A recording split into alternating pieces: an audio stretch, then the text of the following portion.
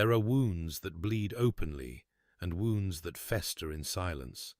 and Eleanor Ashworth had learned to bear the latter with a dignity that cost her more than anyone would ever know. She stood at the window of her small bedchamber, watching the rain trace silver paths down the glass, each droplet finding its way to join the others in their inevitable descent, and she thought how fitting it was that the sky should weep on a morning such as this, when the world outside seemed as grey and diminished as the world within. 3 years had passed since the midsummer ball. 3 years since Frederick Weston had spoken those words that still echoed in her memory with crystalline cruelty.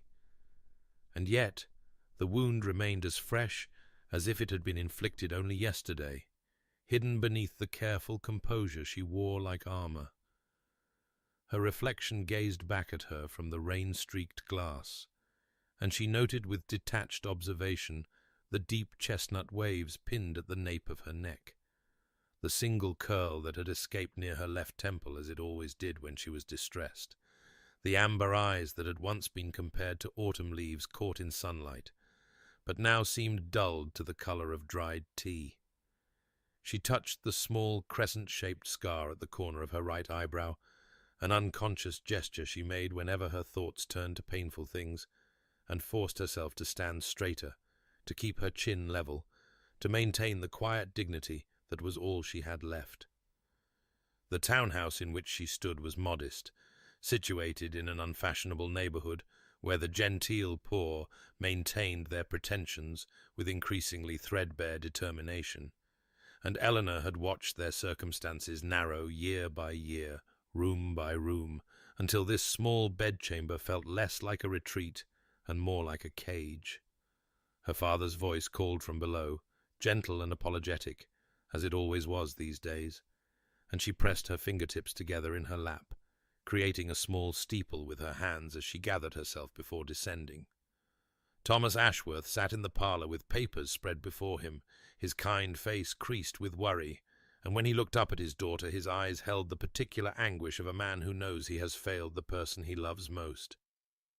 "I have failed you, my dear girl," he said, his voice rough with emotion, and Eleanor felt her heart contract. "Your mother would be ashamed of me." She crossed to him and took his weathered hands in hers, offering comfort she did not feel, assuring him that they would manage as they always had, even as he explained that they had perhaps 6 months before they must sell the house,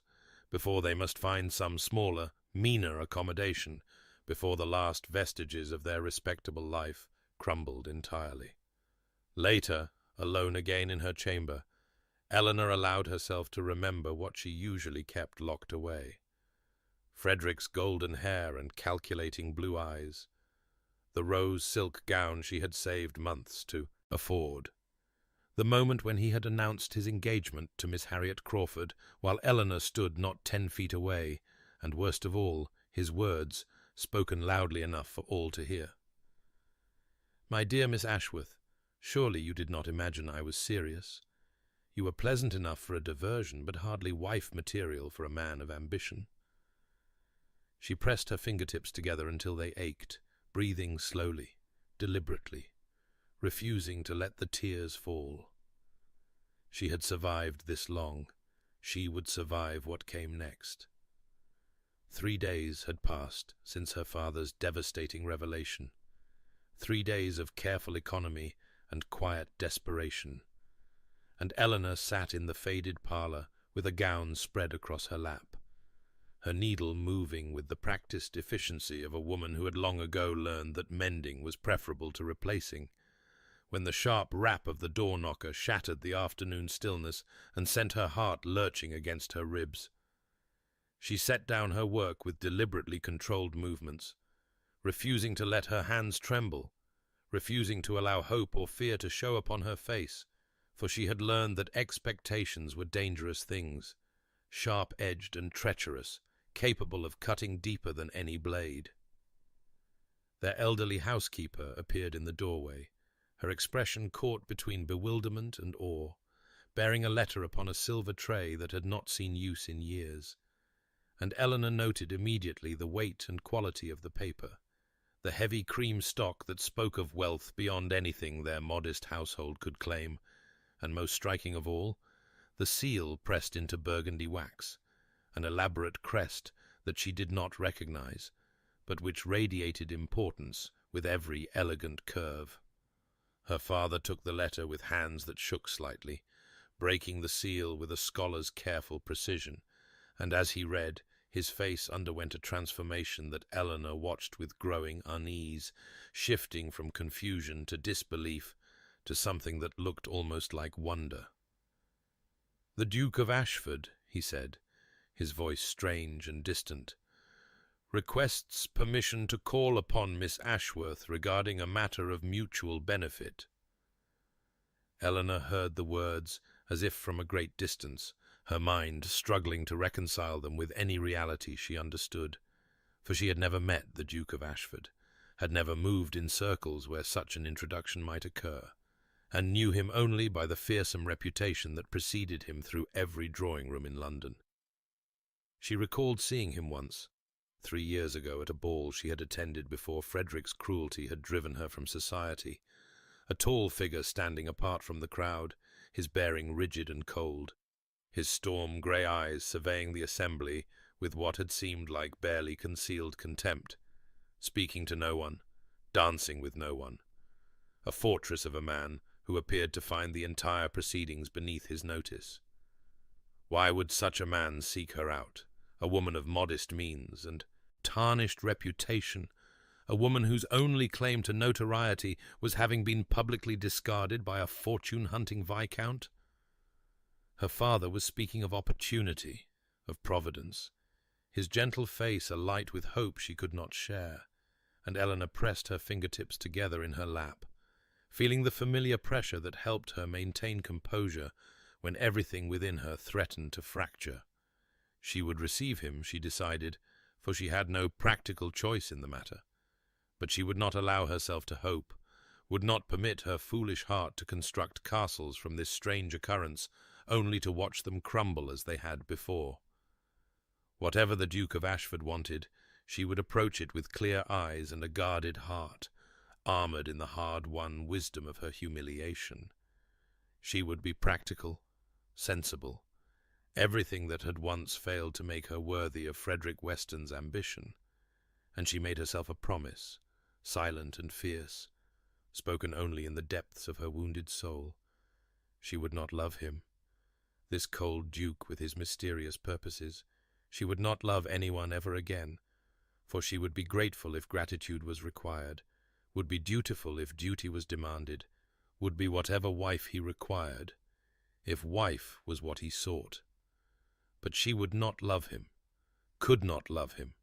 because she knew with terrible certainty that she could not survive being unwanted twice.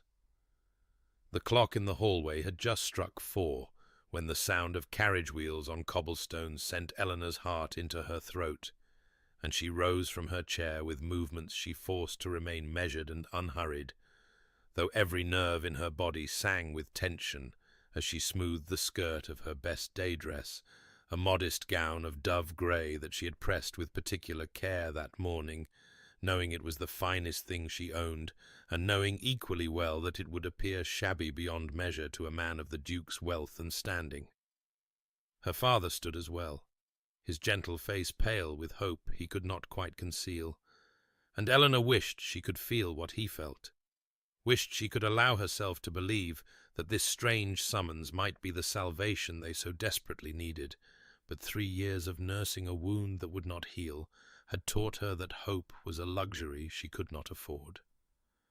The housekeeper opened the parlour door, and then he was there, filling the modest room with his presence in a way that made the faded wallpaper and worn carpet seem suddenly more pronounced, more inadequate, and Eleanor found herself cataloguing him with the same detached precision she had used to assess their dwindling finances. Tall, taller than she had realized from that distant glimpse years ago, with broad shoulders that spoke of physical power held carefully in check, and grey eyes the colour of storm clouds over the sea that revealed nothing, absolutely nothing, of what he might be thinking, as they swept over her father, over the room, and finally, with an intensity that made her breath catch, over her. He moved with controlled precision, each gesture economical and deliberate, and when he spoke to her father,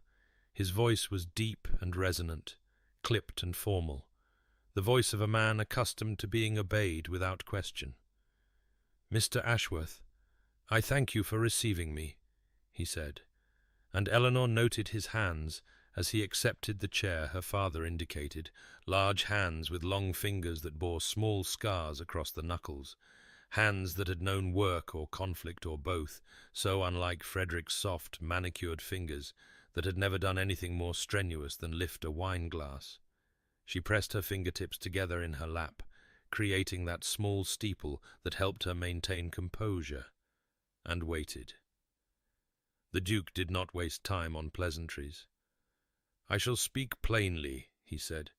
his grey gaze settling on Eleanor with an assessing quality that made her feel seen in a way she could not define,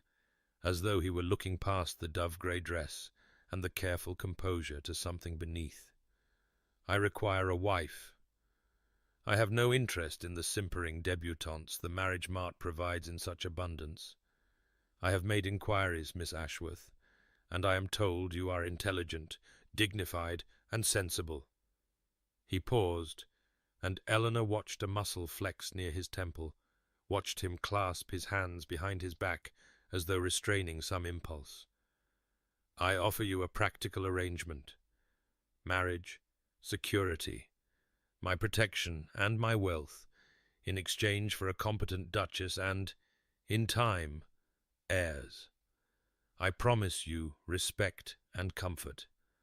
I do not promise love." The words should have wounded her, this confirmation that she was being chosen for her usefulness rather than her worth. And yet Eleanor found herself appreciating his honesty, the blunt practicality that asked nothing of her heart. "I should like time to consider, Your Grace," she said, her voice steady despite the storm raging within her. He inclined his head, rising to leave, but at the door he paused and turned back,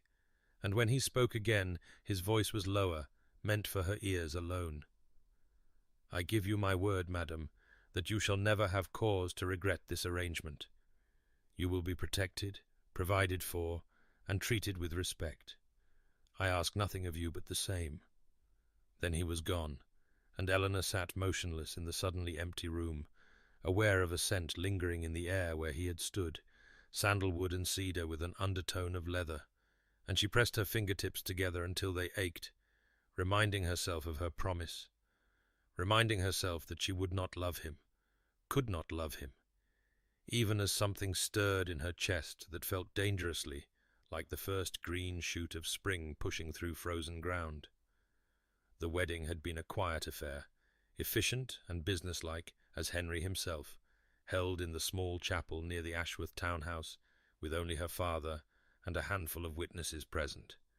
And Eleanor had spoken her vows in a voice that remained steady through sheer force of will, while her heart raced beneath the modest ivory silk of her wedding gown, and Henry had repeated his own vows with his characteristic clipped formality, though she had noticed his jaw tighten when he spoke the words that would bind them together, and afterward, when they stood alone for a brief moment before the carriage arrived, he had leaned close and murmured, so quietly that only she could hear, the same promise he had made in her father's parlour. "I give you my word, madam, that you shall never have cause to regret this arrangement." And she had nodded, pressing her fingertips together in the folds of her skirt, reminding herself of her own silent vow, the one she would not speak aloud, the promise that she would not love him, could not love him, would not allow herself to be wounded again by wanting what would never be freely given. Now, as the carriage crested the final hill and Ashford Hall came into view, Eleanor felt that promise waver like a candle flame in a draught, for nothing in her modest experience had prepared her for the sheer magnitude of what lay before her, the sprawling stone edifice that seemed to rise from the earth itself, its countless windows catching the last light of the dying sun, its towers and wings stretching in every direction like the arms of some great sleeping giant. And she understood with sudden, terrible clarity that she had not truly comprehended what it meant to become the Duchess of Ashford, had not grasped the scale of the world she was entering, or how very small and insignificant she would appear within it. The carriage rolled to a stop before the grand entrance, and servants materialized as if from the very stones, footmen in immaculate livery, moving with practiced precision to open doors and lower steps and handle trunks, and Eleanor descended on legs that felt uncertain beneath her, her eyes travelling up the facade of her new home, while her chest tightened with something that felt dangerously close to panic, and she touched the small crescent scar at the corner of her eyebrow without realizing she had done so, a gesture of nervousness she had thought she had conquered years ago. Henry appeared at her side, offering his arm with formal courtesy, and she took it,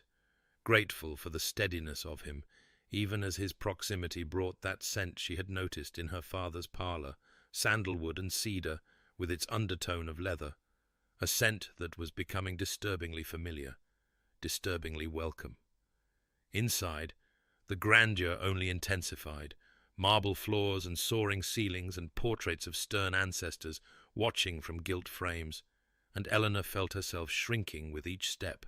becoming smaller and less significant,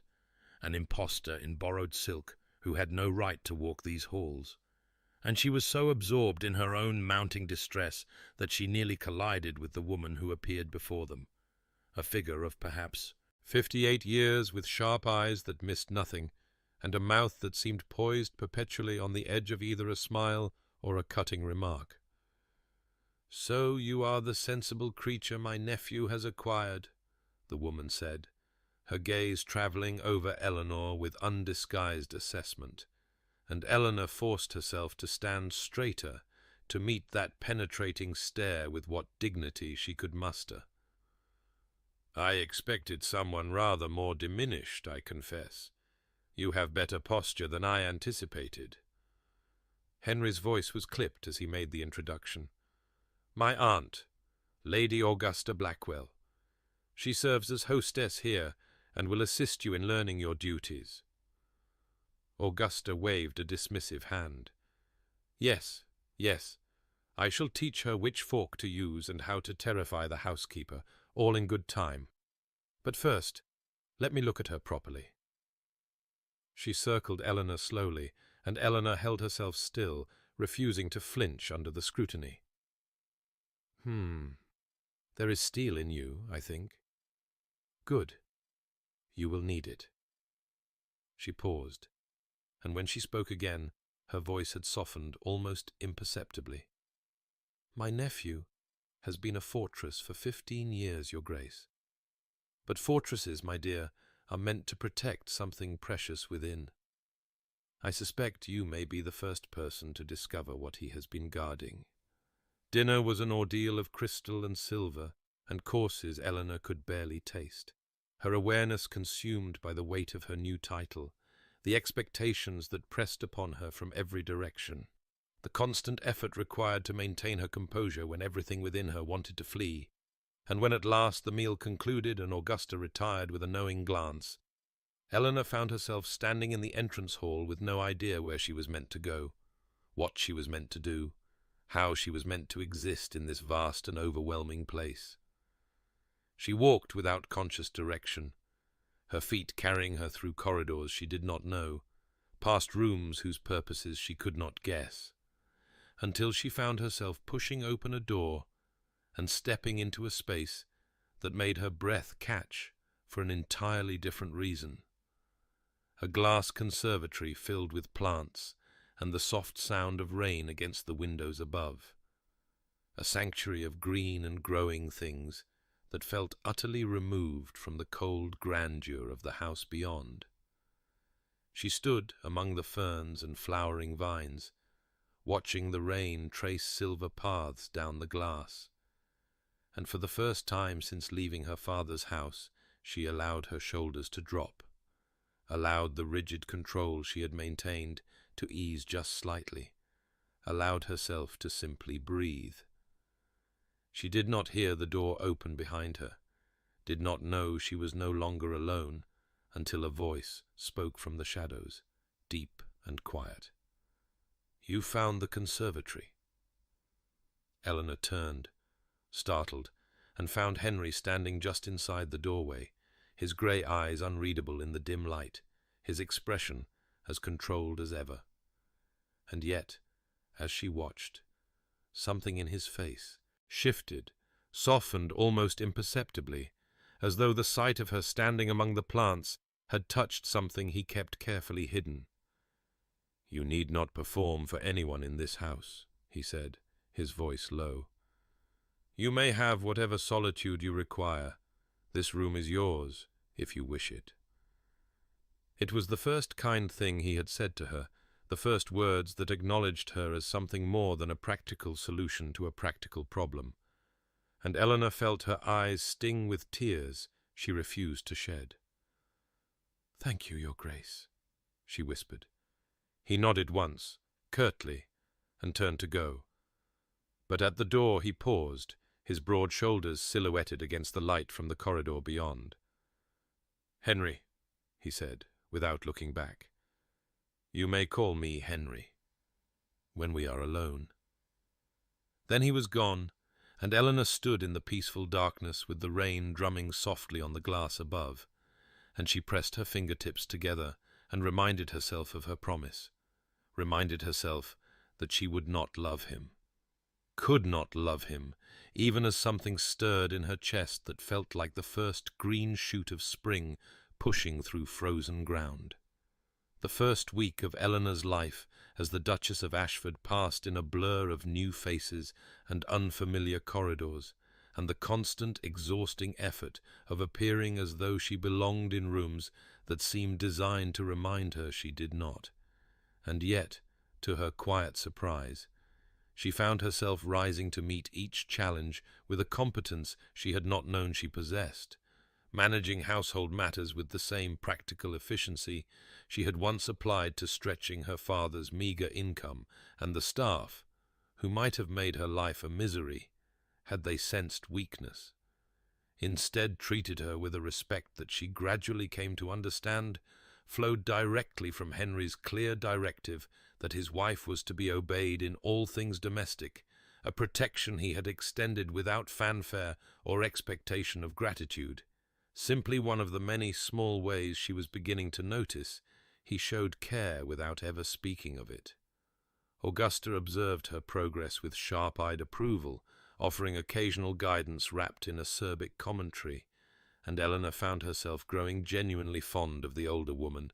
whose cutting wit concealed a warmth that reminded Eleanor achingly of her own mother. And it was Augusta who suggested, on a grey afternoon when rain threatened but had not yet fallen, that Eleanor might wish to explore the portrait gallery, where the history of the Blackwell family hung in gilt frames, along walls that stretched the length of the east wing. Eleanor walked slowly through the gallery, studying face after face, tracing the inheritance of grey eyes and strong jaws through generations, until she stopped before a portrait that made her breath catch. A beautiful woman with hair the colour of autumn leaves and eyes of deep grey, that held a warmth Eleanor had only glimpsed in fleeting moments on her husband's face, and she knew without being told that this was Henry's mother. Knew it from the shape of her mouth and the intelligence in her gaze and something indefinable that spoke of the son she had left behind. She was so absorbed in studying the portrait, searching for traces of the man she was coming to know in the woman who had borne him, that she did not notice the carpet edge that had worked loose from its moorings, and when her foot caught, she stumbled forward with a small cry of alarm, certain she would fall. But then hands caught her, one at her elbow and one at her waist, large and warm and impossibly strong, and she found herself steadied against a broad chest that smelled of sandalwood and cedar and leather, and she looked up into grey eyes that were very close, closer than they had ever been, and for a moment that stretched like honey dripping from a spoon. Neither of them moved, Neither of them breathed, and Eleanor felt warmth spreading from every point where his hands touched her, felt something kindle in her chest that she did not dare name. Then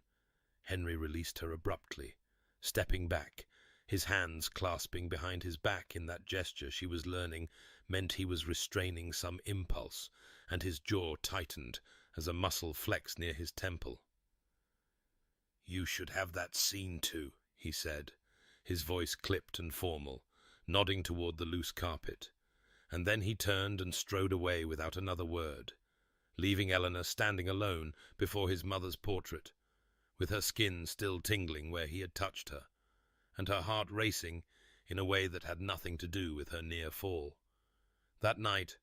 lying in the vast bed in her chambers that still felt foreign, despite the fine linens and the fire crackling low in the grate, Eleanor pressed her fingertips together beneath the covers and reminded herself of her promise, reminded herself that she would not love him, could not love him, that this arrangement was practical and nothing more. But her body seemed not to have received that instruction. For every time she closed her eyes, she felt his hands at her waist, smelled his scent surrounding her, saw the intensity in those storm-grey eyes, and she turned her face into the pillow and wondered how long she could continue to lie to herself about what was already beginning to grow in the treacherous garden of her heart. The morning light fell soft and golden through the tall windows of Eleanor's sitting room, casting long rectangles of warmth across the carpet where she sat with a book she was not reading, her attention drawn instead to the view beyond the glass, where the grounds of Ashford Hall stretched in manicured splendour toward the distant tree line, and it was there, walking the gravel path with his estate manager at his side, that she observed her husband, his bearing as rigid and commanding as ever, his broad shoulders squared beneath his dark coat, every line of him speaking of authority and control, and she watched as he paused to speak with a group of tenants who had gathered near the stables, noting even from this distance how he inclined his head to listen, how his gestures were spare but deliberate, how the men before him stood straighter in his presence, yet did not cower, and she realized with a small start of surprise that he knew them, knew their names, for she could see him gesture toward one man and then another, could see the way the conversation flowed with the ease of familiarity, rather than the stiffness of mere obligation, and she pressed her fingertips together in her lap, and wondered how she had ever believed him to be simply cold, simply distant, when there was clearly so much more beneath that granite exterior. She was about to turn away, to force her attention back to the forgotten book, when movement at the edge of her vision made her pause, a small figure in a faded dress running across the grass with the heedless abandon of childhood. A tenant farmer's daughter by the look of her, perhaps 5 or 6 years old, her dark braids flying behind her as she raced toward the group of men, and Eleanor watched with idle curiosity that sharpened into alarm as the child's foot caught on an uneven patch of ground, and she tumbled forward, her small body hitting the earth with enough force that Eleanor could almost feel the impact in her own bones, and she expected, in that frozen moment, to see one of the tenants rush forward, or perhaps the estate manager, expected Henry to summon someone to attend to the crying child, who now sat in the dirt, with her knee scraped and bleeding, her wails carrying faintly through the glass. But what she saw instead made her breath catch in her throat, and her heart stutter in her chest. For the fearsome Duke of Ashford, the man society whispered about in tones of mingled respect and fear, the man who had built walls around himself so high and so thick that even his own aunt spoke of him as a fortress, that man knelt in the dirt beside the weeping child without a moment's hesitation, heedless of the mud that stained his immaculate breeches, heedless of the dust that settled on his polished boots, and he produced a handkerchief from his pocket with the same efficient grace he brought to everything, and he spoke to the little girl in words Eleanor could not hear, but could somehow feel, words that must have been gentle and kind, and perhaps even playful, for the child's sobs gradually quieted to hiccups, and then, impossibly, to a watery laugh. And when Henry lifted her into his arms and carried her back toward her mother with a tenderness that transformed his stern features into something almost soft, Eleanor felt tears prick at her eyes and pressed her hand to her mouth to contain the sound that wanted to escape, something between a gasp and a sob, for she understood now, understood with a clarity that pierced straight through to her heart what Augusta had meant about the fortress and what lay protected within its walls. She found Augusta in the morning room an hour later, the older woman engaged in her correspondence with the fierce concentration she brought to all her endeavours, and Eleanor stood in the doorway for a moment before speaking, uncertain how to articulate what she had witnessed, what it had meant to her. But Augusta looked up with those sharp eyes that missed nothing and said, before Eleanor could find words, "You have seen something that has unsettled you, I think." And Eleanor nodded and told her, her voice unsteady, about the child and the dirt and the handkerchief and the way Henry had carried the little girl as though she were something precious. And Augusta set down her pen and was quiet for a long moment before she spoke. "He has been hiding that boy for 15 years, she said, her voice softer than Eleanor had ever heard it. "His father nearly beat it out of him. I wondered if anyone would ever see him again." Eleanor sank into the chair across from Augusta, her mind racing, her heart full of something she did not dare name, and she realized with a certainty that settled into her bones like warmth after a long winter that she wanted to see more, wanted to know the man behind the mask, wanted to understand every hidden corner of the heart he guarded so fiercely, and the realization should have frightened her,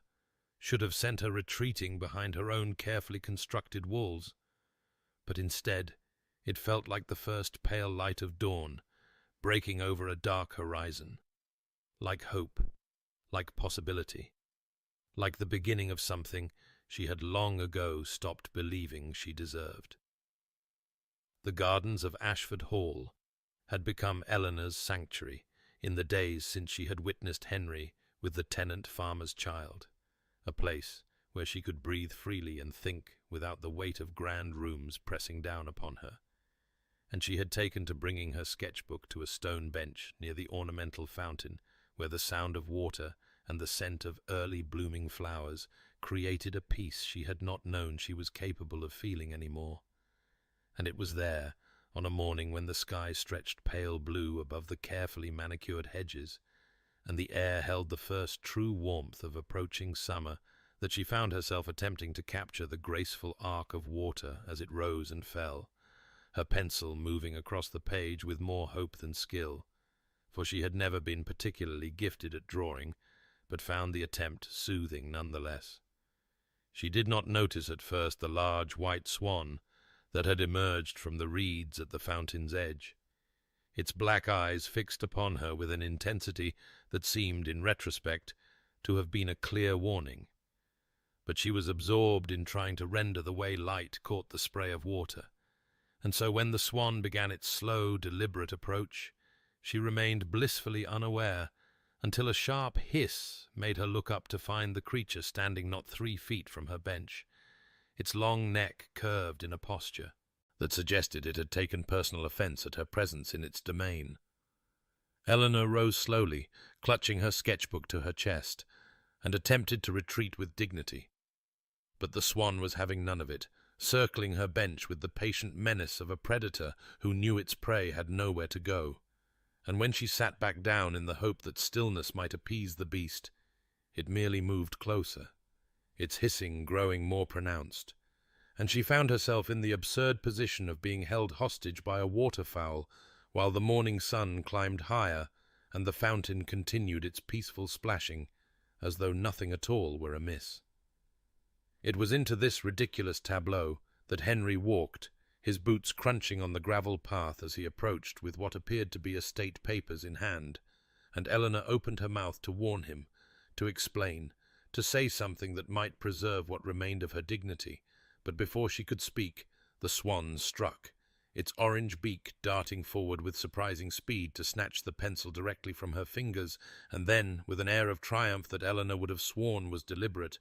the wretched creature turned and glided back into the fountain's waters, her pencil held aloft like a trophy of war. The sound that came from Henry was so unexpected that Eleanor thought at first she had imagined it,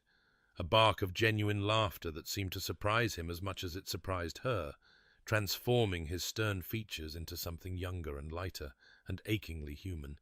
and she stared at him for a moment of pure shock before the absurdity of her situation overwhelmed her own composure, and she began to laugh too, the sound bubbling up from somewhere deep within her chest. And they stood there together in the morning sunlight, laughing like children, while the swan preened in the fountain and her pencil floated slowly toward the center of the pool. Henry waded into the fountain without hesitation, heedless of his fine boots and the water that rose past his ankles, and retrieved her pencil with a solemnity so at odds with his sodden state that Eleanor laughed harder, pressing her hand to her mouth in a futile attempt at control. And when he returned to her side and presented the pencil with a small bow, water dripping from its point and his grey eyes bright with amusement, their fingers brushed, and the laughter faded into something warmer, something that made Eleanor's heart beat faster in her chest. He cleared his throat then. That familiar gesture she was learning meant he was about to say something that cost him effort, and suggested in a voice that held the ghost of humour that she might perhaps consider the rose garden for her future artistic endeavours, as the swans there were, in his words, marginally less larcenous. And Eleanor agreed with a smile that curved upward on the right side first. And when he offered his arm to escort her there, she took it, and they walked together through the gardens. While the swan watched from the fountain, and something between them shifted into an ease that felt, for the first time, like the beginning of something neither of them had dared to name. The library at Ashford Hall had become Eleanor's refuge in the weeks since her arrival, a vast and magnificent room lined floor to ceiling with leather-bound volumes that smelled of age and wisdom and quiet permanence, and she had taken to spending her afternoons there, curled into the deep window seat that overlooked the east gardens, where the light fell soft and golden through the tall windows, and the world beyond seemed to hold its breath in peaceful stillness. And it was there, on an afternoon when the sky hung low and grey with the promise of rain yet to come, that she sat with a volume of Byron's poetry open in her lap, her fingers tracing the familiar words of verses she had loved since girlhood, words that spoke of beauty and longing and the ache of unspoken feeling. And she was so absorbed in the rhythm of the language, in the way the poet captured in mere syllables what she herself could barely name, that she did not hear the door open, did not sense his presence until some shift in the air made her look up. And there he was, Henry,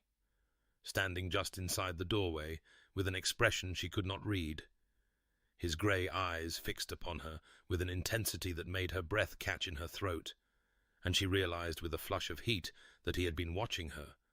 that he had stood there in silence observing her in this unguarded moment, the afternoon light catching the chestnut waves of her hair and illuminating the curve of her cheek as she bent over the page, and for a long moment neither of them spoke, the silence stretching between them like a held breath, until he cleared his throat in that way she was learning meant he was about to say something that cost him effort, and asked, his voice carefully neutral, what she was reading. She showed him the page, her voice steadier than she felt as she told him it was Byron. She walks in beauty, and something flickered in his storm-grey eyes, something she could not name, but felt like recognition, like understanding, and he said nothing, offered no commentary or opinion, but his gaze lingered on her face as though he were memorizing something, before he inclined his head and withdrew, leaving her alone with her racing heart and the echo of his presence in the air. At dinner that evening, Augusta mentioned the county assembly approaching in a fortnight, and inquired with studied casualness whether they intended to attend, and Eleanor watched Henry's jaw tighten almost imperceptibly before he answered, clipped and certain, that they would. And Augusta's eyebrows rose in undisguised surprise, for Eleanor had gathered that her husband famously avoided such gatherings, preferring the solitude of his estate to the scrutiny of society, and yet here he was declaring his intention to attend, and Eleanor understood. with a warmth that spread through her chest, that he was doing this for her, that he meant to introduce her properly, to give her the standing and recognition that a duchess deserved. And after dinner, when Augusta had retired and they stood alone in the hallway, she thanked him quietly, her voice soft with genuine gratitude, and he shrugged, his jaw tight, his hands clasped behind his back, in that gesture she now recognized as restraint, and said only, "A duchess should be seen." The words gruff and dismissive, even as his grey eyes softened almost imperceptibly when they met hers. Later, alone in her sitting room,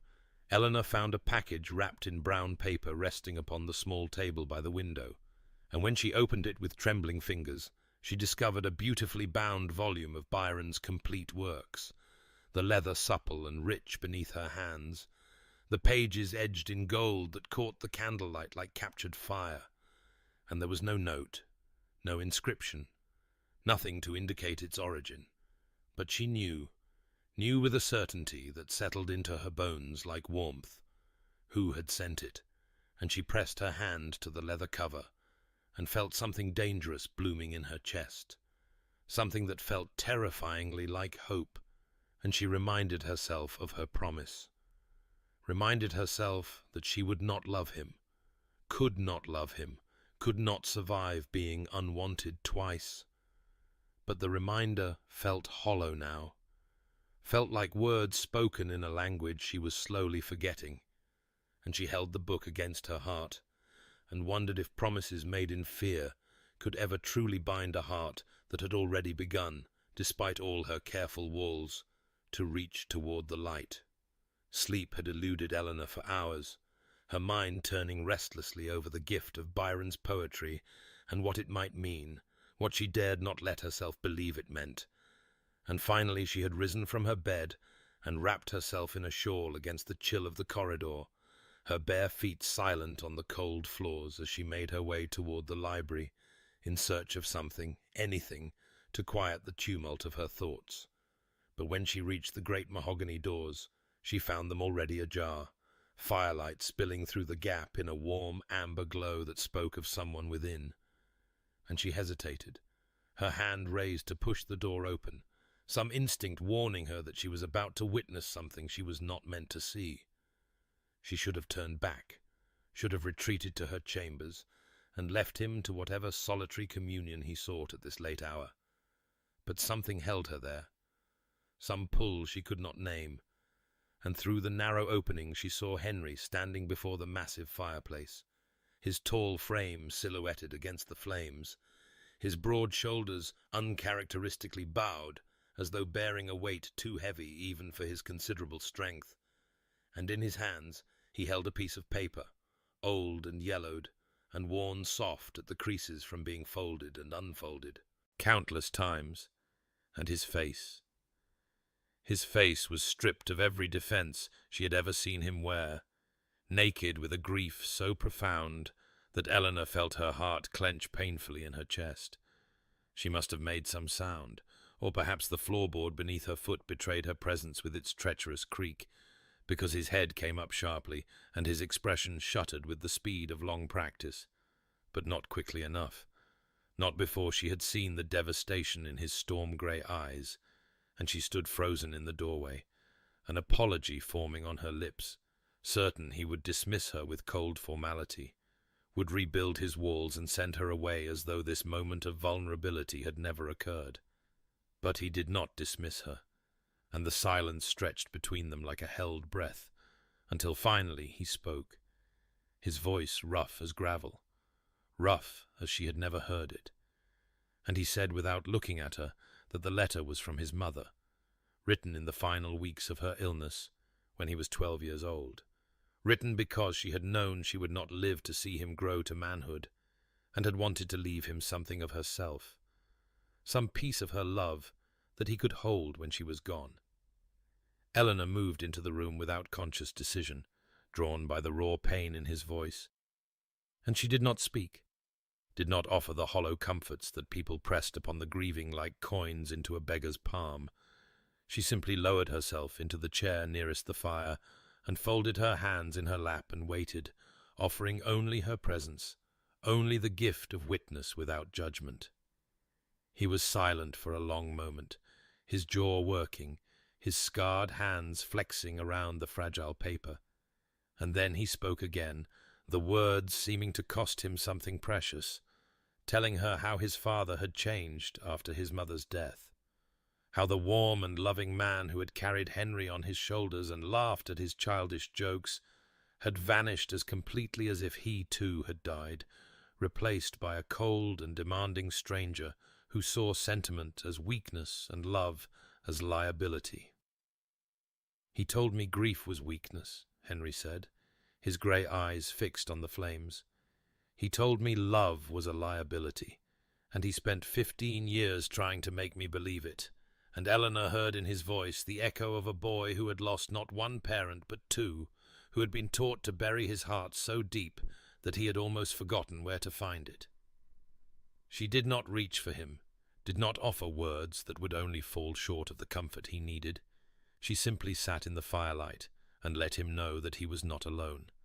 And after a time he lowered himself into the chair across from her, the old letter still clutched in his hands, and they remained that way for nearly an hour, not speaking, the fire crackling between them, and the night pressing dark against the windows, until at last he rose and paused beside her chair and said, his voice still rough but softer now, "Thank you." And Eleanor understood that she had been given something rare and precious, a glimpse behind the fortress walls, and she carried that gift back to her chambers like a flame cupped carefully against the wind. The morning light fell soft and pale through the curtains of Eleanor's sitting room when she woke, and for a moment she lay still in the quiet, her mind drifting in that hazy space between sleep and waking, where the events of the previous night seemed almost dreamlike, the firelit library and Henry's rough voice and the gift of his grief shared in silence. But when she rose and wrapped herself in her dressing gown and padded barefoot into her sitting room, she stopped so abruptly that her hand flew to her throat, for the room had been transformed in the hours while she slept into something from a dream she had never dared to speak aloud. Every surface covered with white camellias in crystal vases that caught the morning light and scattered it like diamonds across the walls, dozens upon dozens of perfect blooms filling the air with a fragrance so delicate and achingly familiar that tears sprang to her eyes before she could stop them, because she knew this scent, knew it from the pressed flower her mother had kept in her Bible, knew it from the single camellia her father had placed on her mother's grave each year on the anniversary of her death, knew it because she had mentioned it once, only once, in a letter to her father weeks ago, writing that she had seen camellias in the Ashford hothouse, and they had reminded her of her mother's wedding bouquet, and Henry had seen that letter, had remembered, had done this, and the knowledge of it broke something open in her chest that she had kept carefully locked away. She dressed with trembling fingers and went to find him, discovering him in the garden, where he stood with his estate manager, discussing some matter of drainage that seemed impossibly mundane, given the magnitude of what he had done. And when he saw her approaching, he dismissed the man with a curt nod and turned to face her, his expression carefully neutral, his grey eyes watchful. And she stopped before him and found that her voice would not come, that the words she wanted to say had tangled themselves into a knot in her throat, and she managed only a whispered thank you that seemed wholly inadequate for the gift he had given her. He shrugged, his jaw tightening in that way she now recognized as discomfort with emotion,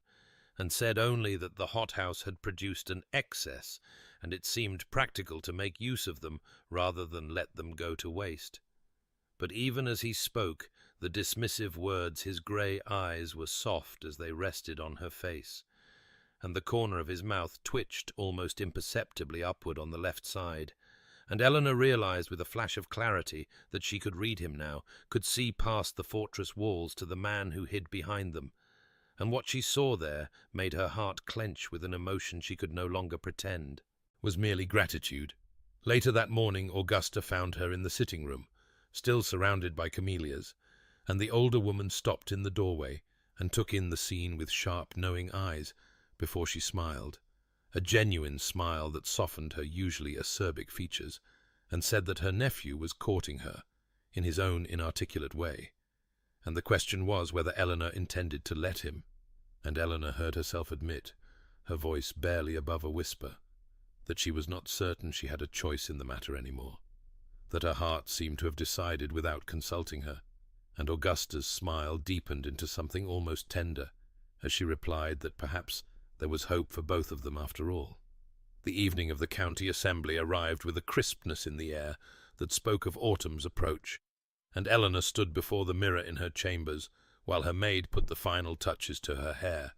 the deep chestnut waves pinned elegantly at the nape of her neck with pearl-tipped pins that caught the candlelight, and she studied her reflection with a mixture of anticipation and anxiety that made her press her fingertips together in her lap, a gesture she caught herself making and forced herself to stop. For tonight she would be presented to the county as the Duchess of Ashford, and she could not afford to betray the trembling of her nerves, not when Henry had gone to such lengths to arrange this, not when he had agreed to attend an event he famously avoided simply to give her standing among their neighbours, and she was smoothing the silk of her gown, a deep rose that brought warmth to her complexion, when a knock sounded at her door, and Henry entered without waiting for a response, his tall frame filling the doorway, his storm-grey eyes finding her immediately and then travelling slowly, deliberately, from the crown of her head to the hem of her gown in a way that made heat rise to her cheeks, and in his hands he held a small velvet box that he extended toward her with the gruff declaration that it had been merely sitting unused, and she might as well wear it. And when Eleanor opened the box, her breath caught in her throat, for nestled against the dark velvet lay a delicate gold bracelet with a single luminous pearl, its beauty simple and exquisite, and she recognized it somehow, knew without being told that this was not merely jewelry, but something precious, something significant. And when she looked up at Henry, with questions in her amber eyes, he merely cleared his throat and said it had belonged to his mother, and that Eleanor should wear it if she wished, the words clipped and formal, but his grey eyes soft in a way that made her heart ache, and she held out her wrist silently and let him fasten the bracelet himself, his scarred fingers surprisingly deft against her skin, his touch lingering perhaps a moment longer than necessary, before he stepped back and clasped his hands behind his back and said, his voice rougher than usual, that she would do, and Eleanor understood now that this was how he spoke when he meant something far more than his words conveyed, and when she descended the grand staircase to where he waited in the entrance hall, resplendent in his dark evening clothes, she saw his breath catch visibly, saw his grey eyes darken as they travelled over her again, and she felt for the first time in 3 years like a woman worth looking at, worth wanting, worth choosing. The assembly hall blazed with candlelight when they arrived, the music swelling through the open doors, the cream of county society gathered in their finest, and Eleanor felt the weight of curious gazes as Henry handed her down from the carriage and tucked her hand into the crook of his arm, his presence solid and reassuring beside her. And as they entered the hall together, she was aware of the whispers that followed them, the speculation about the mysterious new duchess. But Henry's hand covered hers where it rested on his arm, and she drew strength from his steady warmth, from the familiar scent of sandalwood and cedar that enveloped her whenever he was near, and she lifted her chin and met the curious gazes with quiet dignity. And one by one the county families came to pay their respects, their deference to Henry extending to genuine warmth toward Eleanor, as they discovered she was neither proud nor cold, but gracious and intelligent,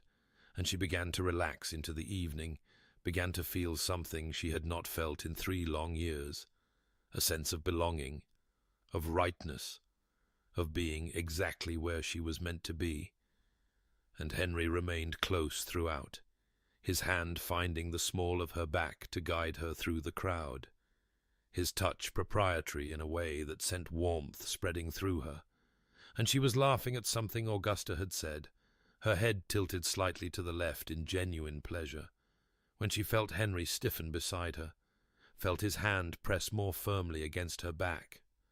and she followed his gaze across the crowded room, and felt the blood drain from her face, felt the floor tilt beneath her feet. For there, standing not 20 feet away with a glass of champagne in his manicured hand, and a smile that did not reach his calculating blue eyes, stood Frederick Weston, Viscount Langley,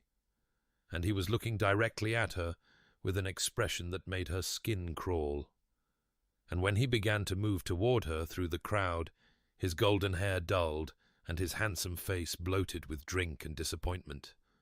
Eleanor's hand tightened convulsively on Henry's arm, and she felt the old wound tear open inside her chest, felt 3 years of carefully constructed composure begin to crumble, and she could not move, could not speak, could only stand frozen as her past walked toward her with poison in his smile. Frederick approached with the languid confidence of a man who had never been denied anything he truly wanted, his smile curving with practiced charm that did not reach his calculating blue eyes. And when he stopped before them, Eleanor felt the years collapse, felt herself standing once again in that ballroom 3 years ago,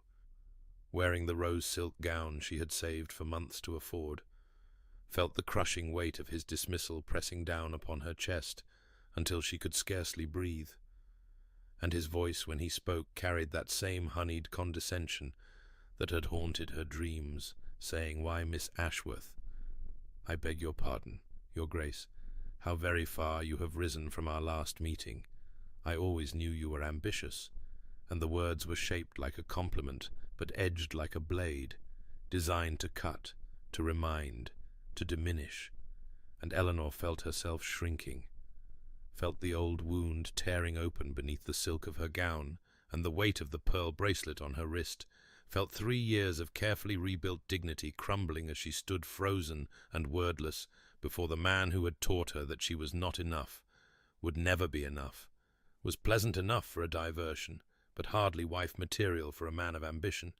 and she could not find her voice, could not find the words to defend herself, could only stand there with her hand tightening convulsively on Henry's arm, as Frederick's smile widened with the satisfaction of a predator who had found his prey wounded and vulnerable.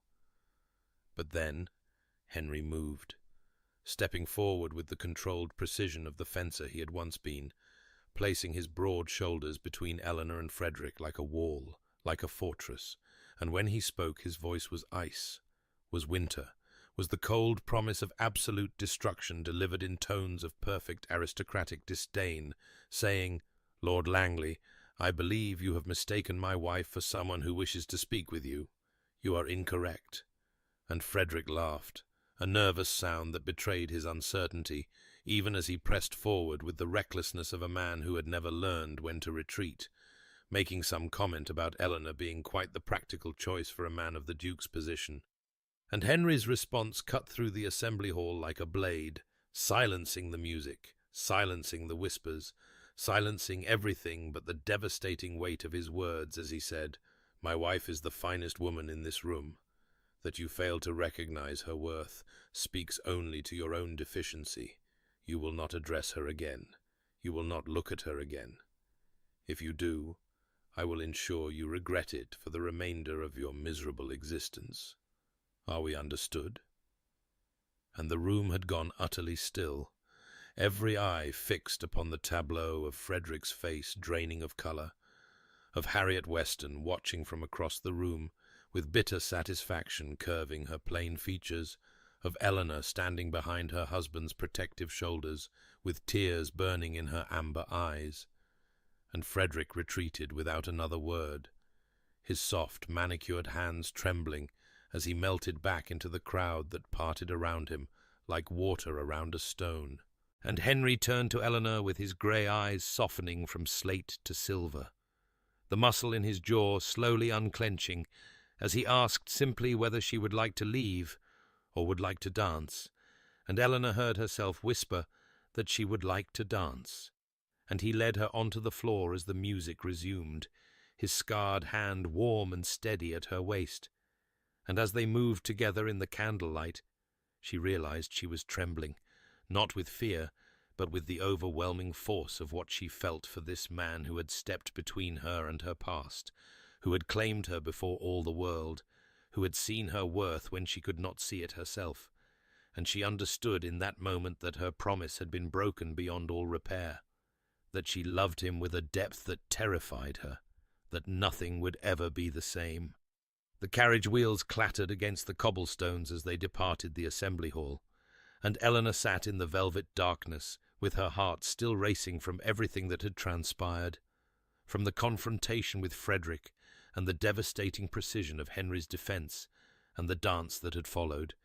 during which she had moved through the steps as if in a dream, while her body trembled with emotions she could not name. And now in the intimate confines of the carriage she was acutely aware of Henry's presence beside her, of the warmth radiating from his broad frame and the familiar scent of sandalwood and cedar that had become synonymous with safety. And she wanted to thank him, needed to express the depth of her gratitude for what he had done. But when she opened her mouth to speak, the words caught in her throat,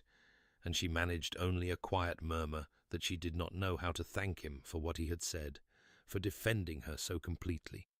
And Henry shifted beside her in the darkness, his voice clipped and uncomfortable as he replied that Lord Langley had insulted his wife, and the response was appropriate, nothing more.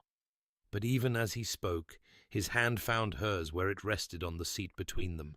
his scarred fingers closing around hers with surprising gentleness, and he held her hand for the remainder of the journey, while his thumb traced slow, deliberate circles against her palm, a touch so intimate and tender that it made her breath catch, and her pulse quicken, and neither of them spoke of it. Neither acknowledged what was passing between them in the darkness. But Eleanor felt each small circle like a brand upon her skin, felt the warmth of his touch spreading through her, until she was trembling with something far more dangerous than gratitude. When the carriage drew to a halt before Ashford Hall, Augusta descended first with a knowing look that suggested she understood far more than either of them wished her to, and she announced that she was quite exhausted and would retire immediately, leaving Eleanor and Henry standing in the entrance hall with the tension between them thick enough to touch, and he looked at her in the candlelight with an expression she could not read, his grey eyes dark and searching, his jaw working as if he wished to speak but could not find the words, and finally he cleared his throat in that way she had come to recognize as a prelude to something difficult, and said only that she had acquitted herself admirably this evening, and Eleanor knew, with a certainty that ached in her chest, that this was not what he had wanted to say, that there were words trapped behind his careful control that he could not or would not release. And she whispered her thanks with her heart in her throat, and he nodded curtly and retreated to his study with steps that seemed almost reluctant, leaving her alone in the entrance hall, with the echo of his touch still burning on her palm. In her chambers, Eleanor stood before the mirror and looked at the woman reflected there, the deep rose silk and the pearl-tipped pins, and the delicate gold bracelet still warm against her wrist, and she touched the single luminous pearl that had belonged to his mother, and remembered his thumb tracing circles on her palm, remembered the devastating certainty in his voice as he declared her the finest woman in the room, remembered the way he had looked at her as if she were something precious and irreplaceable, and she pressed her fingertips together in her lap, and admitted at last what she had been fighting since the first time he caught her in the portrait gallery, since the first time she heard him laugh, since the first time she saw him kneel in the dirt to comfort a crying child. She loved him.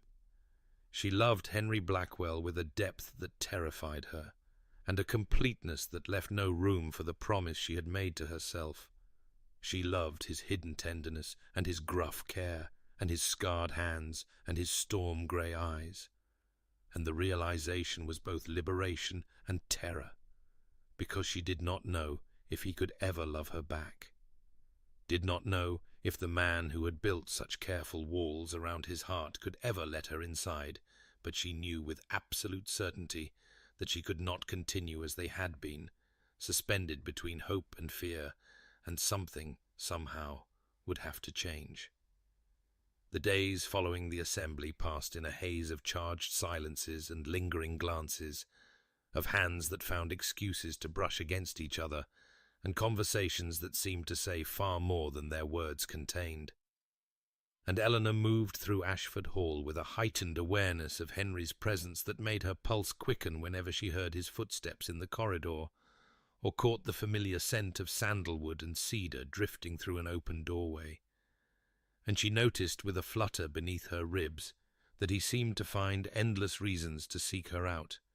appearing in the library when she was reading to ask her opinion on some estate matter that surely could have waited, lingering in the morning room while she took her tea, though he had always breakfasted alone before, bringing her volumes from his collection that he thought she might enjoy, and watching with that almost imperceptible twitch at the corner of his mouth when her eyes lit with pleasure at his choices. And in the evenings she had taken to reading aloud while he sat nearby pretending to review correspondence, his grey eyes lifting from the pages far more often than any letter could require, and Augusta watched them both with undisguised satisfaction,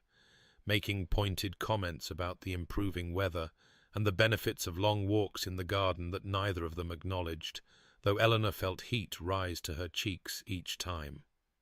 It was on such an afternoon, while Eleanor sat in the drawing-room attempting to focus on her embroidery rather than on the memory of Henry's thumb tracing circles on her palm in the darkened carriage,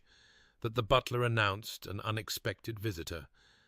and Eleanor rose in confusion as Harriet Weston was shown into the room, Frederick's wife standing before her in a travelling dress of expensive but severe cut, her plain features composed into an expression that was difficult to read, and Eleanor's fingers pressed together in her lap as she invited the woman to sit, uncertain what could have prompted such a call from the wife of the man who had once destroyed her. Harriet sat with the rigid posture of a woman accustomed to holding herself apart from the world, and for a long moment neither spoke, until Harriet said with brutal directness that she supposed Eleanor was wondering why she had come, and before Eleanor could formulate a polite response, Harriet continued, her shrewd eyes fixed on Eleanor's face, saying, "You think I do not know what he is? I purchased him, Miss Ashworth, and I have received precisely what I paid for, a handsome ornament with a hollow core," and her voice was bitter as old wine, carrying the weight of years of disappointment and the grim satisfaction of a woman who had learned to find power in her own unhappiness. And she told Eleanor that Frederick spoke of her still, that he watched her at the assembly with something that looked remarkably like regret, that he understood now what he had discarded, and it ate at him daily. And Harriet's smile was cold as she added that she ensured his misery, that the fortune he had married her for remained firmly in her control and always would. And Eleanor sat in silence as this strange confession poured forth, feeling unexpected pity stir in her chest for this woman trapped in a cage of her own construction. And when Harriet finally rose to leave, she paused at the door and said with something almost like warmth that Eleanor had been fortunate that Frederick's greed had blinded him to her worth, fortunate that his cruelty had set her free to find something better. And after she had gone, Eleanor sat alone in the quiet drawing-room and thought of the two marriages, the one built on transaction and resentment, and the one that had begun as arrangement and transformed into something she had never dared to hope for, and she pressed her hand to the pearl bracelet still warm against her wrist, and felt gratitude flood through her, gratitude for Frederick's shallow cruelty that had led her here, to this house, to this life, to Henry. The storm had been building all afternoon, gathering strength beyond the windows of Ashford Hall like a living thing drawing breath, and Eleanor sat in the library with a volume of poetry open in her lap, though she had not turned a page in nearly an hour, her attention drawn instead to the man seated across the room, who was ostensibly reviewing estate correspondence, but whose grey eyes lifted from the papers far more often than any letter could require, and she felt each glance like a touch upon her skin,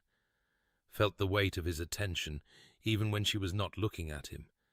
and the air between them seemed to thicken with every passing moment, until she could scarcely breathe for the tension of it. And when lightning split the darkening sky beyond the tall windows and illuminated the room in a flash of brilliant white, she looked up instinctively and found him watching her with an expression that made her heart stutter in her chest, his storm-grey eyes dark and intent, and filled with something she dared not name. And this time he did not look away, did not retreat behind his careful control, but held her gaze as the thunder rolled across the grounds and the rain began to lash against the glass. And Eleanor felt the moment stretch between them like a thread pulled taut, felt herself suspended in that electric silence where anything seemed possible and nothing was certain, and she thought she might speak, might finally give voice to the words that had been building inside her for weeks. But before she could draw breath, Augusta swept into the room with a pronouncement about the weather and the necessity of checking that all the windows were properly secured. And the moment shattered like glass, and Henry rose abruptly from his chair, with his jaw tight and that familiar muscle flexing near his temple, and he said good night in a voice rougher than she had ever heard from him. And then he was gone, retreating to his study with steps that seemed almost reluctant, leaving Eleanor alone with Augusta's knowing gaze, and the storm raging beyond the windows, and an ache in her chest that she could no longer pretend was anything other than what it was. She went to her chambers, but could not settle, could not quiet the tumult inside her that matched the fury of the storm outside, and she stood at her window, watching lightning tear across the sky and rain stream down the glass, and felt the truth of it crash over her like a wave she could no longer outrun. She had broken her promise utterly and completely. She loved Henry Blackwell with a depth that terrified her, and a completeness that left no room for the careful walls she had built around her heart. She loved his hidden tenderness and his gruff care and his scarred hands and his storm-grey eyes that saw her, truly saw her, in a way no one ever had. She loved the man he was beneath the fortress, and the boy Augusta said his father had nearly destroyed, and the husband who filled her sitting room with white camellias because she had once mentioned they reminded her of her mother. And she pressed her fingertips together and felt tears slip down her cheeks, and knew that she could not continue like this, suspended between hope and fear, watching him watch her, while neither of them spoke the words that hung between them,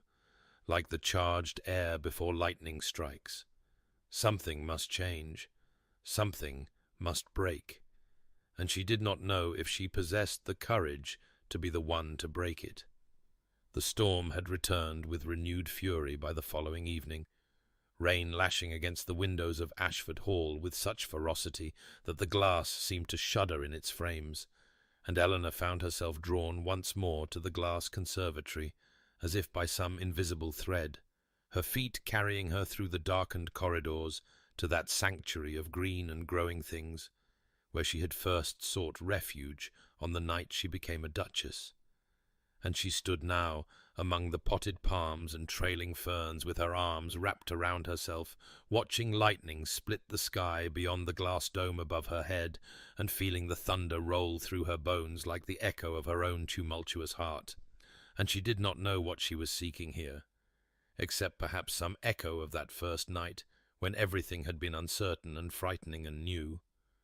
before she had known what it would mean to watch Henry Blackwell kneel in the dirt to comfort a crying child, before she had heard him laugh at a larcenous swan, before she had sat with him in fire-lit silence while he spoke of his mother's letter and his father's cruelty, before she had woken to find her sitting-room filled with white camellias, because he had remembered a detail she had mentioned once in passing,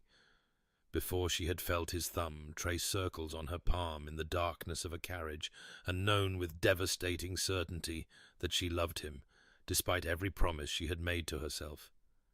And she pressed her fingertips together and tried to calm the racing of her pulse,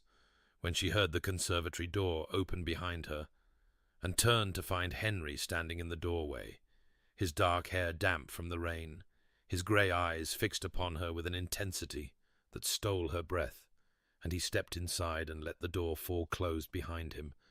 and when he spoke his voice was rough as velvet over gravel, saying,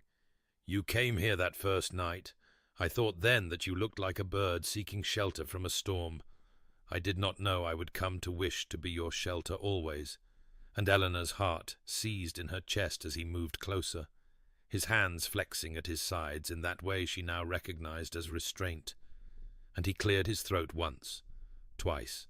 the muscle in his jaw tightening as he struggled with words that did not come easily to a man who had spent 15 years building walls against feeling, and finally he said, "I have tried to maintain the terms of our arrangement. I have failed. I told myself this marriage was practical, sensible, that I chose you because you were intelligent and dignified and would make a competent duchess. But Eleanor, that was a lie, I told myself, because the truth terrified me." And his storm-grey eyes were almost silver in the lightning's flash as he continued, "I saw you once before I ever sent that letter, across a crowded ballroom 3 years ago. You were standing alone near the windows, and the candlelight caught your hair, and I could not look away. I watched you all evening, and I learned your name, and I never forgot your face. And when I heard of your circumstances, I told myself I was being practical, but I was not. I was seizing an excuse to have what I had wanted since that first moment." And Eleanor felt tears spilling down her cheeks as he spoke of the Byron, saying, "I never understood that poem until I met you. She walks in beauty. I thought it was merely pretty words. Then I watched you reading in the library that day with the afternoon light, turning your hair to burnished copper, and I understood what the poet meant. I have loved you. I think from that first glimpse across a ballroom. I have been a coward not to say it." And Eleanor crossed the space between them and took his scarred hands in hers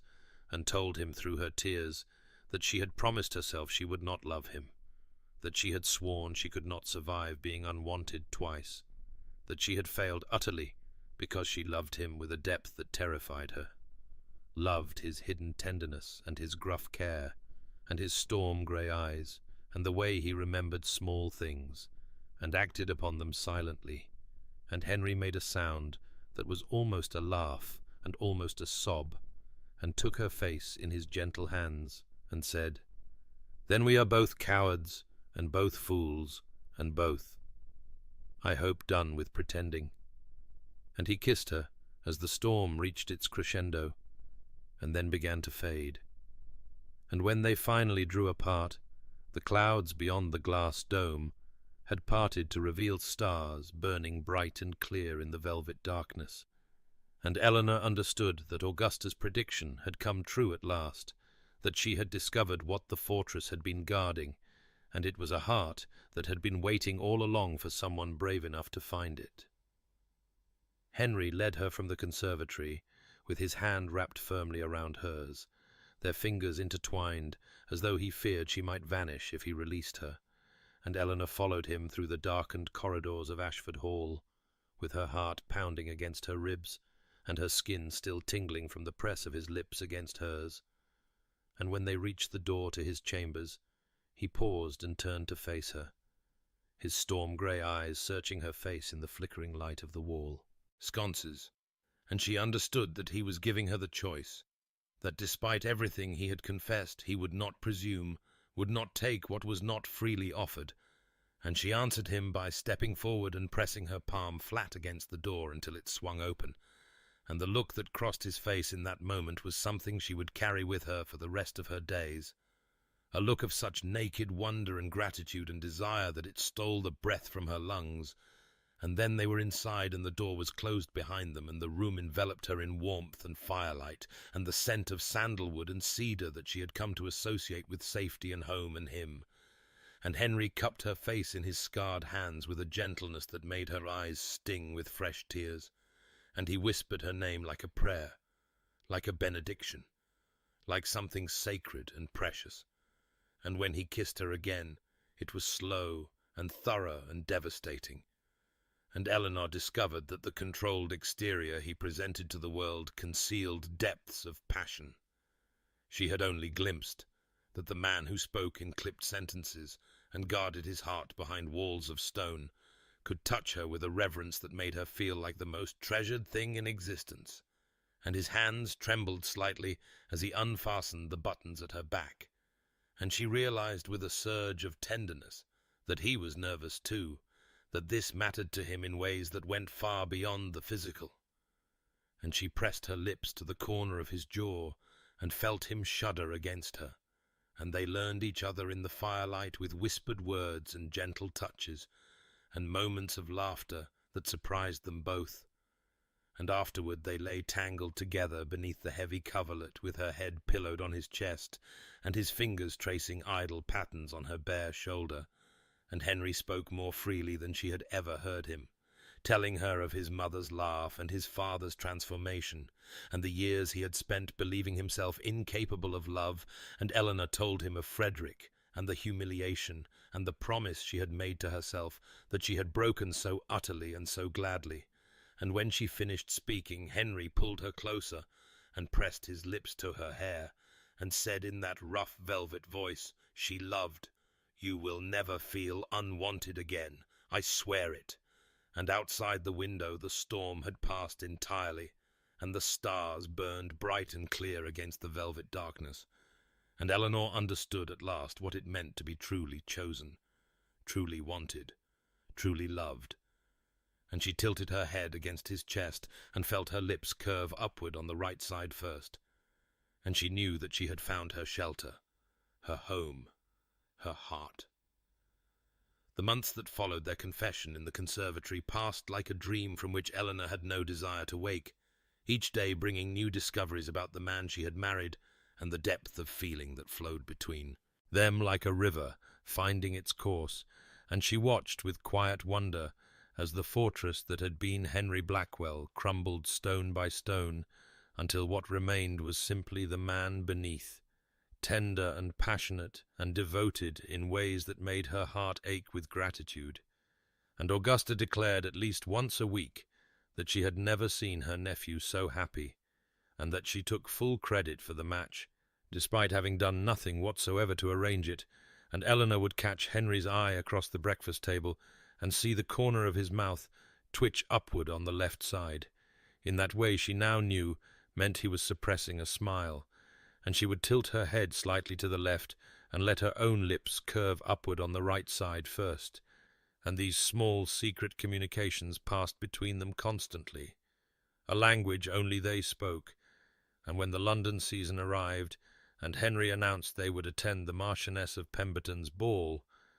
Eleanor felt none of the dread that had once accompanied such events, standing before her mirror in a gown of deep midnight blue that matched the sapphires Henry had presented to her that morning with his characteristic gruffness,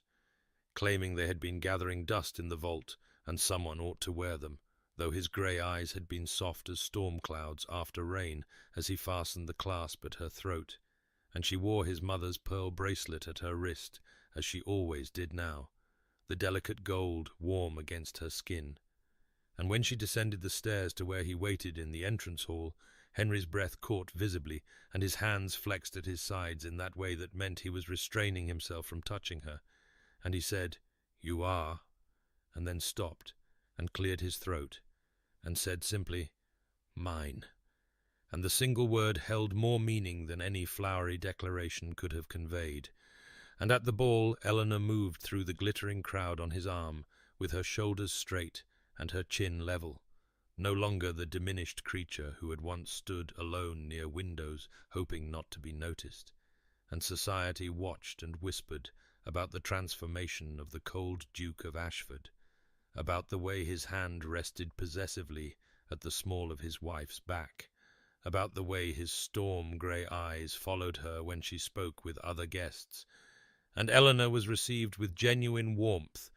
by women who had once pitied her, and genuine respect by men who had once overlooked her. And then, across the crowded ballroom, she glimpsed a face she had once thought she loved. Frederick Weston, standing apart from his wife, with his golden handsomeness faded to something sallow and bitter, his blue eyes finding Eleanor and filling with naked regret as he took in her sapphires and her confidence and the devoted husband at her side, and Eleanor felt his gaze like the memory of an old wound that had healed cleanly, leaving only a faint scar to remind her of what she had survived, and she felt no satisfaction in his evident misery, only a profound and overwhelming gratitude that his cruelty had led her here, to this moment, to this man. And Henry had noticed Frederick's gaze, because Henry noticed everything where she was concerned, and he leaned close and said in that low, rough voice she loved, "He is a fool, and I am grateful for his foolishness every day." And then he led her onto the dance floor and pulled her closer than was strictly proper. And as they waltzed beneath the blazing chandeliers, Eleanor tilted her head to the left and smiled, and she knew with absolute certainty that she had found everything she had never dared to hope for. The years unfolded like the pages of a beloved book, each chapter richer than the last, and Eleanor stood in the nursery of Ashford Hall watching the afternoon light fall golden across the faces of her children. Her son William, with his father's storm-grey eyes and serious demeanour already evident at 4 years old,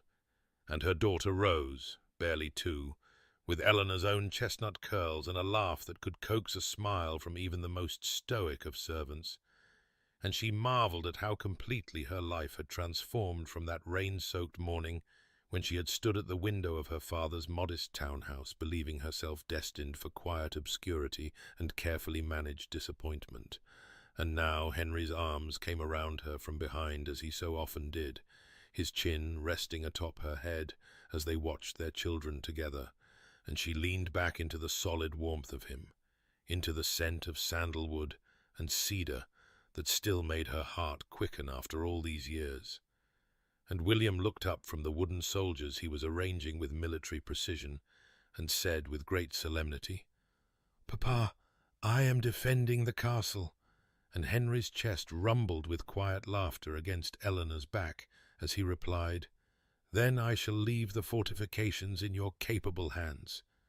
And Eleanor thought of Augusta's prediction from so long ago about fortresses and what they protected. And she understood now that Henry had been guarding not just his wounded heart, but the capacity for this,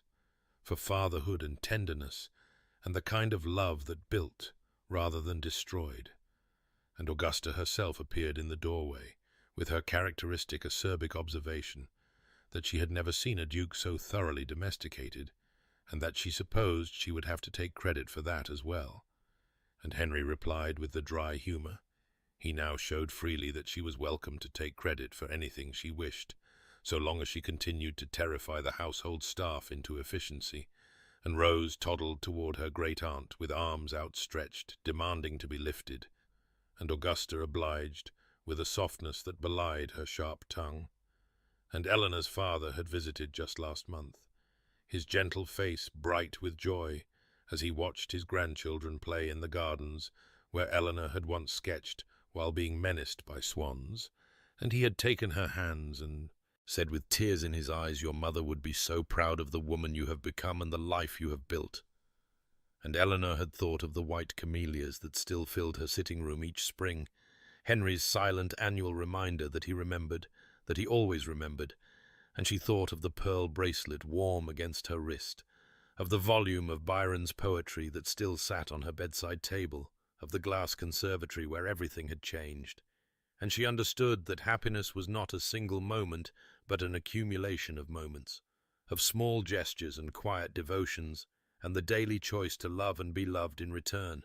And as the nursery filled with the sounds of children's laughter, and Augusta's pretended complaints, and Henry's low voice reading from a storybook he had somehow been convinced to narrate, Eleanor pressed her fingertips together, not to contain sorrow as she once had, but to hold fast to joy, and she tilted her head slightly to the left, and felt her lips curve upward on the right side first, and she knew with absolute certainty that she had been chosen not for convenience or practicality, but because she was irreplaceable, because she was loved with the same consuming passion she had once feared to feel. And the wound that had once festered in silence had healed into something beautiful,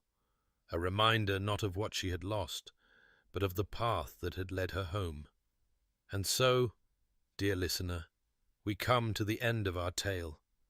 though perhaps it is not truly an ending at all, but rather a beginning, for the story of Eleanor and Henry Blackwell continues still in the halls of Ashford, in the laughter of their children, and the quiet moments stolen between the demands of duty, in the white camellias that bloom each spring, and the volume of Byron's poetry that remains forever on Eleanor's bedside table, its spine cracked at the page where she walks in beauty like the night. And if you have journeyed with us through the storms and the silences, through the wounds that festered and the love that healed them, then you know already what Eleanor learned in the glass conservatory on that rain-lashed evening when Henry took her face in his scarred and gentle hands, that love is not always the lightning strike we expect, but sometimes the slow dawn breaking over familiar hills, that the heart knows its home long before the mind consents to follow,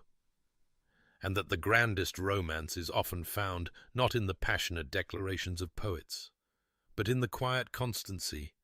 of a man who remembers your favorite flower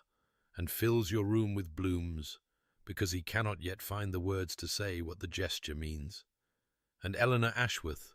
who became Eleanor Blackwell, who became the Duchess of Ashford, beloved by tenants and society alike. She who once stood at a rain-streaked window, believing herself destined for obscurity and heartbreak. She found in the end that the wound which had seemed her undoing was in truth the door through which her truest joy would enter. For had Frederick Weston not been the shallow fool he was, had he recognized her worth and made her his Viscountess, she would never have stood in that modest parlour, watching a storm-eyed duke clasp his hands behind his back to keep from reaching for her, would never have learned the language of his silences, or discovered the tender boy his father had tried to destroy, would never have pressed her fingertips together in joy rather than sorrow, or tilted her head to the left as her lips curved upward, watching her children play in the gardens, where a larcenous swan once stole her pencil and gave her back her husband's laughter. And so we leave them there, in the golden afternoon light of Ashford Hall, surrounded by love and legacy, and the profound peace of two souls, who found in each other the shelter they had always sought. And if their story has touched your heart, as it has touched mine in the telling, then carry with you this truth that Eleanor learned, and Henry proved, that we are none of us too wounded for love, too guarded for tenderness, too practical for passion, that the fortresses we build around our hearts are meant not to keep love out forever, but to ensure that when love finally enters, it finds something precious enough to have been worth protecting. And so, dear listener, thank you for walking beside Eleanor through her storms, for believing as she learned to believe that happiness was possible, for trusting that even the coldest duke might harbour the warmest heart. And may you find in your own life someone who remembers the small things and acts upon them silently, someone who steps between you and your demons, someone who looks at you across a crowded room and sees not what you lack but all that you are. And may you have the courage, as Eleanor did, to let yourself be loved.